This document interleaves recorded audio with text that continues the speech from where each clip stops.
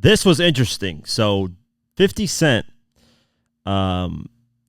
basically threatened to take BMF, the show, off the air because of one of the people from BMF taking a photo with Supreme's son. Yes, you heard me right. So let's go over the original post. So Supreme's son posted a photo while being in Detroit, Michigan, with Southwest T, who's from BMF.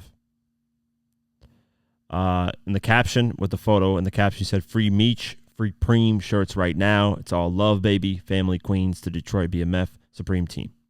He tagged Supreme, CEO Strata, Rick Ross.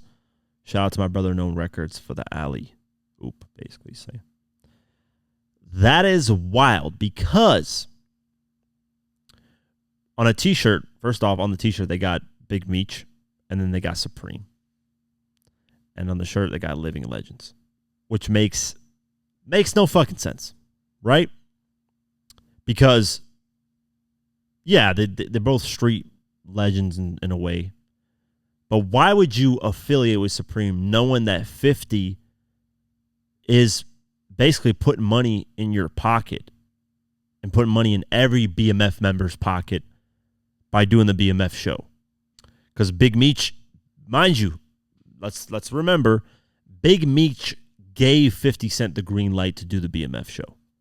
That was the only time Big Meech actually gave the green light for someone to do something to BMF related. And gave him the true story of everything. So why would you do something like this knowing that Supreme allegedly, let me just say that, had a role in or putting out the hit to get 50 shot 9 times? Allegedly. Why would you do that? That's the dumbest fucking move. Like, imagine this, right? Someone puts money in your pocket and you decide to go show love and support the person that's trying to destroy the person's business that's putting money in your pocket. That would make no sense at all. That would make no sense at all. That's like Tim Cook, CEO of Apple, right? Going to Microsoft and just giving them the formula to everything of what they do. Oh yeah, we're gonna put out this product. We're gonna do this, taking photos, putting out products with Microsoft. Like, that doesn't make any sense. Anyways. That photo was posted, and Brooklyn's Finest, which I know this is somebody from BMF. I probably don't know, but regardless, the comment that went under Supreme McGriff's post with Southwest T from BMF, and the comment says this. Tagged Southwest 263 and said, "So you come home to a series started by 50 about your family, and I'm sure checks came behind that, and it helped your transition." So he's saying from prison to home, transition home, and you go take these pics with this clout chasing kid who is allegedly Supreme's son, and you know the history with Preem and 50, and this little kind of antics the past couple of years trying to antagonize 50. I see why Meech wasn't messing with you. 50 responded to that. He said this in his post in the caption. He posted that comment on his Instagram, and then he responded in his caption, says, "Hey, I know T feel like he is not making the money," which is, he tags Big Meech's son, who's the main actor in BMF. So he says, "I know he feel like he's not making the same money as, Big Meech's son is making, but I thought they would all be happy for him. It's not like I didn't help your family make millions." And this is where he basically threatens to take the show off the air. He says, "Cool. When Stars starts suggesting the wrong moves, I'm simply going to sit and watch. Don't worry, you'll be off the air in no time." Wow. And rightfully so, man. I think, here's the thing, man, and people give 50 a bad rap, and I'm not just saying this because obviously I'm a fan, blah, blah, blah, but people give 50 a bad rep when it comes to, like, people say all of his relationships has been destroyed, right? Like, oh, he's not cool with his son. He's not cool with Floyd Mayweather. He's not cool with Lloyd Banks. But I think he is whatever. Anyways, that's a different thing. He's not cool with this person. They fell out with this person, blah, blah, blah. But people don't look at the actual, like, the behind the scenes, and if you actually look at the whole story of what happened. I believe, if you can point to me a story where 50 was in the wrong, maybe 10% of it, he was in the wrong. Like, out of the stories, maybe 10%, he's probably in the wrong. 90% of the time, 50's looking out for somebody, and they do him dirty or they take it the wrong way. So the Floyd relationship, right? How it fell apart was that Floyd got locked up for domestic violence for, I believe, 60 days or 90 days. I don't remember. I think he served 2 to 3 months, something like that. While he was locked up, 50 and Floyd had agreed to start the Money Team boxing promotions and make it a legitimate business, an LLC and everything. Because 50 was like, Floyd didn't officially register it as a business. He was just throwing the word out there, but not actually making it a business. So 50 said, before Floyd got locked up, they talked and said they would both put half their money into it and split it 50-50, right? So 50 put his portion and put Floyd's portion in starting the Money Team in the business. When Floyd got out, he said, nah, I don't want to do it. I changed my mind. I want to do something else.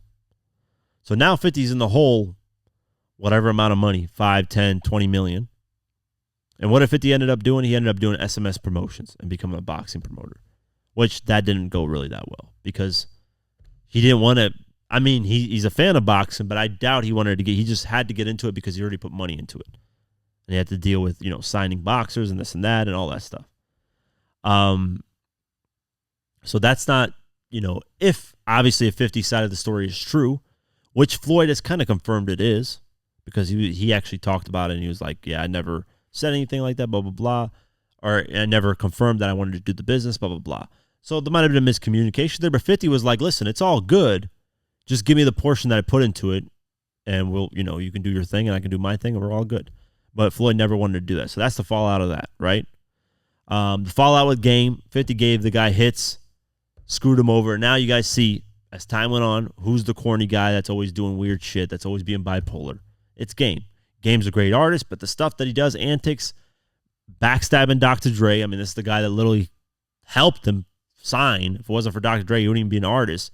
Backstabbing him with the Super Bowl stuff. All kinds of shit. Just Game's done all kinds of weird shit that everybody's kind of clowning him for.